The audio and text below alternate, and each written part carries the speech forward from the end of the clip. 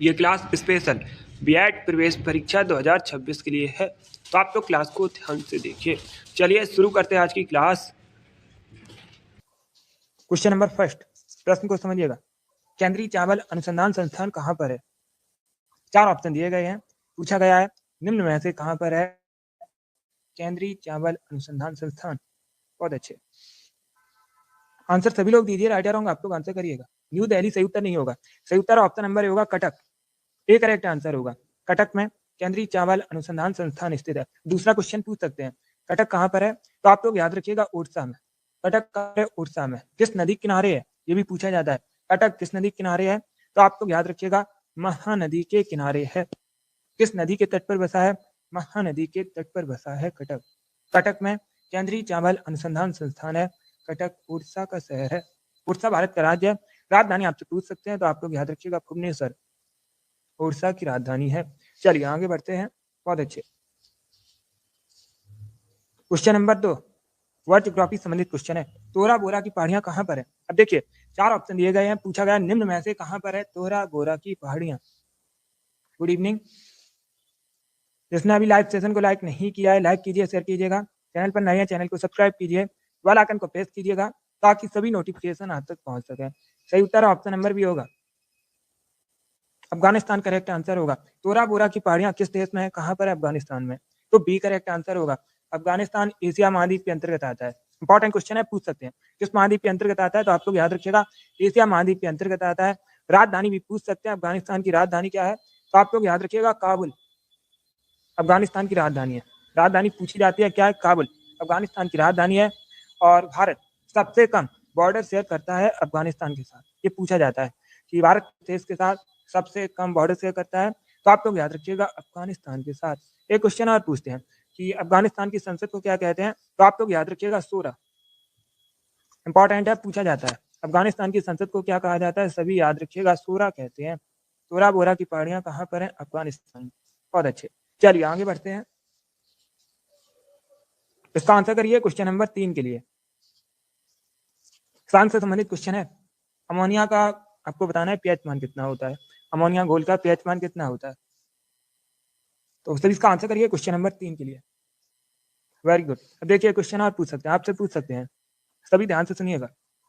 Ammonia का chemical formula पूछा जाता है। रासायनिक सूत्र क्या होता है, केमिकल फॉर्मूला क्या होता है, तो आप लोग याद रखिएगा NH3। अमोनिया का केमिकल फॉर्मूला पूछ रहे हैं, सभी याद रखिएगा NH3 होता है। अभी प्रश्न में क्या पूछा गया है? प्रश्न में पूछा गया है अमोनिया घोल का पीएच मान कितना होता है, पीएच वैल्यू कितनी होती है, तो सही उत्तर ऑप्शन नंबर होगा 11 होती है। ए करेक्ट आंसर होगा। अमोनिया घोल का पीएच मान होता है 11, तो option number A correct answer होगा। शुद्ध पानी का जल का पीएच मान पूछा जाता है। शुद्ध जल का पीएच मान कितना होता है, तो आप लोग याद रखिएगा 7 होता है। शुद्ध जल का पीएच मान पूछ लें कितना होता है, 7 होता है। उदासीन 7 से कम होता है, देखिएगा 7 से कम होता है अम्लीय, 7 से अधिक होता है क्षारीय। ये भी आप लोग याद रखिएगा, पूछ लेते हैं। 7 उदासीन है। शुद्ध जल का पीएच मान परीक्षा में पूछा जाता है, तो आप लोग याद रखिएगा 7 होता है। बाकी अमोनिया घोल का पीएच मान 11 होता है। अमोनिया का केमिकल फॉर्मूला अगर पूछें तो आप लोग याद रखिएगा NH3 होता है। तो एक्स्ट्रा फैक्ट आपको बताए जाते हैं, उनको ध्यान से सुनिएगा, परीक्षा में उनसे क्वेश्चन पूछे जा सकते हैं। अब इसका आंसर करिएगा क्वेश्चन नंबर 4 का। ये दिवस से संबंधित क्वेश्चन है और परीक्षा में ये क्वेश्चन दिवस से संबंधित पूछते ही हैं। अभी आपको बताना है विश्व पर्यावरण दिवस कब मनाया जाता है,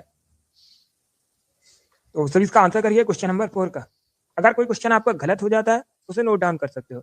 विश्व पर्यावरण दिवस कब मनाते हैं, सही उत्तर ऑप्शन नंबर भी होगा 5 जून को। प्रतिवर्ष 5 जून को आप लोग याद रखिएगा विश्व पर्यावरण दिवस मनाते हैं, तो बी करेक्ट आंसर होगा। इस बार आप सभी ने करेक्ट आंसर दिया, वेरी गुड। इसी प्रकार से आंसर करिए। अब इसका आंसर करिएगा क्वेश्चन नंबर 5 के लिए।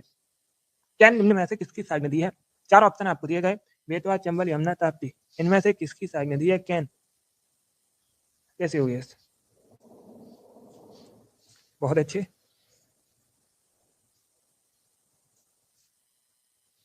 देखिए क्वेश्चन को समझिए, उसके बाद ही आंसर करिए। जल्दबाजी में आपको आंसर नहीं देना है। क्या पूछा गया? कैन निम्न में से किसकी सहायक नदी है?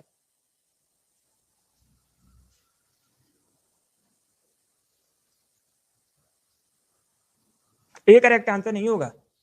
बेतवा भी यमुना की सहायक नदी है और कैन भी यमुना की सहायक नदी है, तो सी करेक्ट आंसर होगा। ए करेक्ट आंसर कैसे होगा?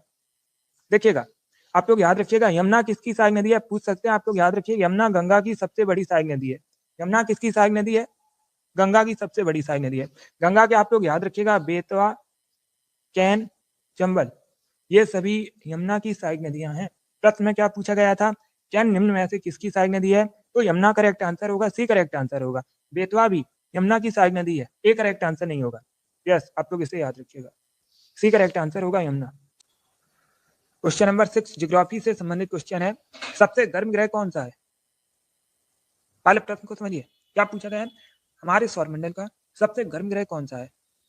सही उत्तर ऑप्शन नंबर बी होगा, शुक्र करेक्ट आंसर होगा, बी करेक्ट आंसर है। जो शुक्र है हमारे सौरमंडल का सबसे गर्म ग्रह है, तो बी करेक्ट आंसर होगा। अब देखिए शुक्र से संबंधित क्वेश्चन पूछे जाते हैं। एक तो क्वेश्चन पूछते हैं कि हमारे सौरमंडल का कौन सा ग्रह आकार में लगभग पृथ्वी के समान है, तो आप लोग याद रखिएगा जो शुक्र ग्रह है ये आकार में लगभग पृथ्वी के समान है। एक तो यही क्वेश्चन पूछा जाता है। दूसरा क्वेश्चन पूछते हैं पृथ्वी का जुड़वां बहन किसे कहते हैं, तो आप लोग याद रखिएगा शुक्र को पृथ्वी की जुड़वां बहन कहा जाता है। एक क्वेश्चन पूछते हैं परीक्षा में, सबसे गर्म ग्रह अभी मैंने आपको बताया शुक्र है, और इसको आप लोग याद रखिएगा सांझ का तारा, भोर का तारा भी कहा जाता है। ये अलग से क्वेश्चन पूछा जाता है कि सांझ का तारा किसे कहते हैं या फिर भोर का तारा किसे कहते हैं, तो आप लोग याद रखिएगा शुक्र को कहा जाता है। और एक क्वेश्चन पूछा जाता है सबसे चमकीला ग्रह कौन सा है, हमारे सौरमंडल का सबसे चमकीला ग्रह कौन सा है, तो आप लोग याद रखिएगा शुक्र ही हमारे सौरमंडल का सबसे चमकीला ग्रह है। तो यहाँ से आपके लगभग 5 से 6 क्वेश्चन कंप्लीट हुए, तो आप लोग याद रखिएगा ये सभी क्वेश्चन परीक्षा में पूछे जा सकते हैं। आगे बढ़ते हैं, इसका आंसर करिए क्वेश्चन नंबर 7 के लिए। क्वेश्चन नंबर 7, झरिया किसके उत्पादन के लिए प्रसिद्ध है। तो 4 ऑप्शन दिए गए, निम्न में से किसके उत्पादन के लिए प्रसिद्ध है झरिया। अब दूसरा क्वेश्चन आपसे पूछ सकते हैं झरिया कहाँ पर है, तो आप लोग याद रखिएगा झारखंड में। झरिया कहाँ पर है पूछा जाता है, झारखंड में। किसके उत्पादन के लिए प्रसिद्ध है, कोयला, कॉपर, आयरन या फिर इनमें से कोई नहीं। आयरन करेक्ट आंसर नहीं होगा, कोयला करेक्ट आंसर होगा, option number A correct answer है। झरिया किसके उत्पादन के लिए प्रसिद्ध है, आप लोग याद रखिएगा कोयला उत्पादन के लिए प्रसिद्ध है, तो option number A correct answer होगा कोल, कोयला। चलिए आगे बढ़ते हैं, अब इसका आंसर करिएगा क्वेश्चन नंबर 8। ये पूछा हुआ क्वेश्चन है, पुलिस की परीक्षा में पूछा गया था, गोरा किसकी रचना है। तो सर इसका आंसर करिएगा क्वेश्चन नंबर 8 के लिए, गोरा के लेखक कौन है, गोरा के रचनाकार कौन है, इस प्रकार से क्वेश्चन है।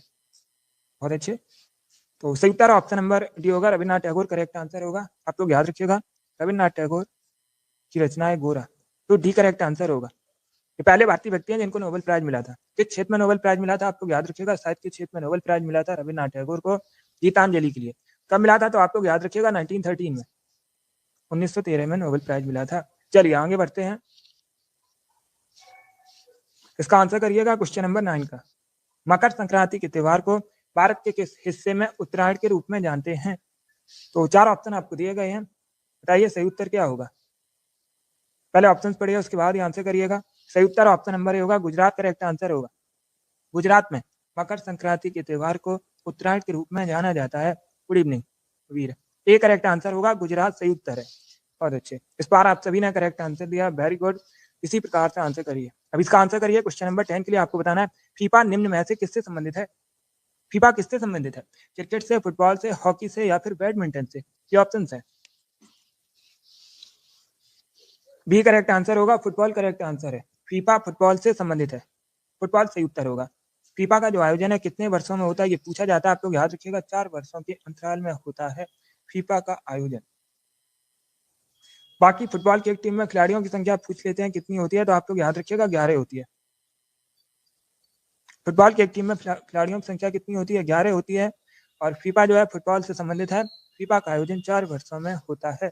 चलिए आगे बढ़ते हैं, अब इसका आंसर करिएगा क्वेश्चन नंबर 11 के लिए, भारत में पहली बार इलेक्शंस में नोटा कब लागू किया गया था, 2004 में, 2010 में, 2013 में या फिर 2015 में। ये ऑप्शन है। बहुत अच्छे,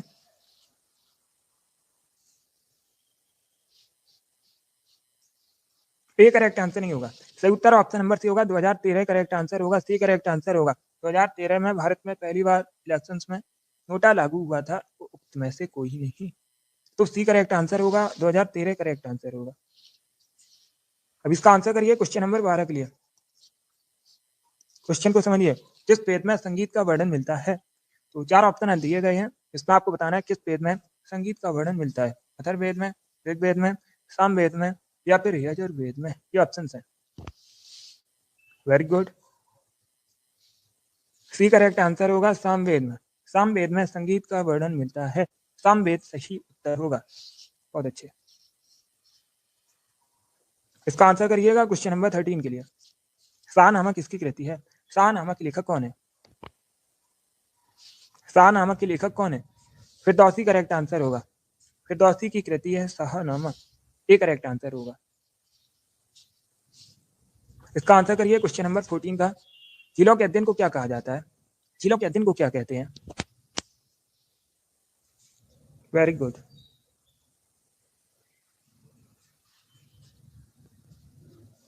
लिम्नोलॉजी करेक्ट आंसर होगा। सी करेक्ट आंसर है। झीलों के अध्ययन को क्या कहा जाता है? लिम्नोलॉजी कहते हैं। तो option number C correct answer होगा।